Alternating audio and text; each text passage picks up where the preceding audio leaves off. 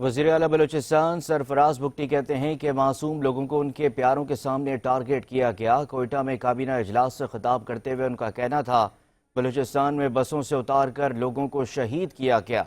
کسی بلوچ نے پشتون یا پنجابی کو نہیں مارا، دہشت گردوں نے پاکستانیوں کو شہید کیا ہے۔ مٹھی بھر دہشت گرد سافٹ ٹارگٹ کو ڈھونڈتے ہیں۔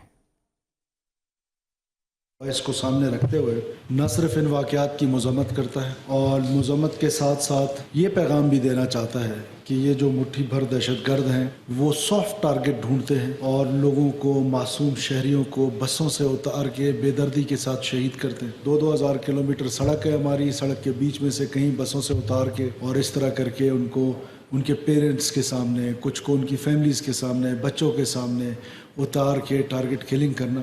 ہمیں بار بار اس بات کو دہرانا چاہیے کہ یہ کسی بلوچ نے کسی پشتون کو، کسی پنجابی کو نہیں مارا، یہ دہشت گردوں نے پاکستانی شہید کیے۔